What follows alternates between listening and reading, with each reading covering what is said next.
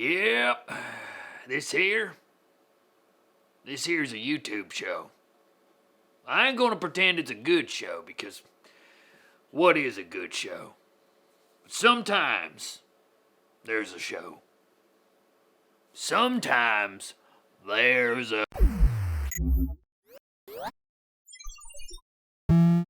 Late last year, Nvidia announced a number of laptops with desktop GTX 980s, and it looks like the company wants to continue the trend. PC Gamer says that according to their insider contacts, Nvidia is skipping the M mobile variants of their 10 series GPUs, or at least the 1080 and 1070. The sources say the notebook versions of those cards will use the same chips as the desktop versions in terms of specs, but will run at a lower TDP rather than having cut down specs as has been the tradition. Chances are we'll still see M variants for the 1060 and 1050, but other reports claim that what they lack in desktop class power, they make up for in a great attitude. Moving over to the AMD side of the aisle, a company rep has clarified the results of the Ashes of the Singularity demo the company showed at their RX 480 launch event, showing two 480s beating a single GTX 1080 in performance. This is pretty cool since a single 480's MSRP is $199 US compared to the 1080's $699 US for the Founders Edition, so you could theoretically get two 480s for less than the price of a 1080 depending on what edition you get. But AMD's Robert Halleck clarified the details of this test on Reddit, saying the GTX 1080 wasn't executing the shader code correctly, leading it to render less snow in the scene and gaining a bit of performance that way, while the 480s were rendering it correctly, meaning they could have even more of a lead in a similar testing scenario.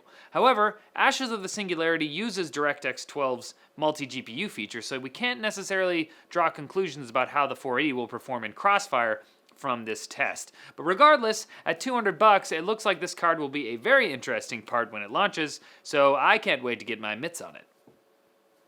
Hands. And Teamviewer users have claimed en masse that their accounts were hacked. A thread on Reddit rapidly gained posts from users who had PayPal accounts emptied and some who caught hackers in the act of controlling their PC. Teamviewer responded by repeatedly tweeting that they have no security breach and were merely experiencing network issues due to DDoS attacks. Later, the company launched two new features, one that will ask the user for confirmation when a new device is connected for the first time, and another that will force a password reset if it detects unusual behavior. However, they maintained that the account breaches were a result of users sharing passwords with other services that were recently hacked, like Tumblr and LinkedIn, even though quite a few of the affected users claim to have unique Teamviewer passwords and two-factor authentication. I actually use Teamviewer heavily, so I guess I'll be on the hunt for another remote desktop program. Let me know which one you guys use in the comments if you use one. It's time for... Quick bits? Yeah, that sounds right. Send us a clip of yourself saying quick bits to get featured in NetLinked. DJI is continuing its relentless push into the professional camera space with the Focus, a device that allows filmmakers to adjust their camera's focus and aperture wirelessly, and it works with both their ZenMuse line of drone cameras as well as any camera on the ground with a focus ring. Speaking of rings, Visa announced a payment ring that houses an NFC antenna so you can pay with a wave of your hand. Doesn't seem like the safest way to pay in the world, but you can feel like a Jedi, so that's cool, I guess. Apple's reportedly thinking about launching a new 5K Thunderbolt display, but the problem is, none of its MacBooks could actually power it right now, so it might stick an external GPU in the monitor.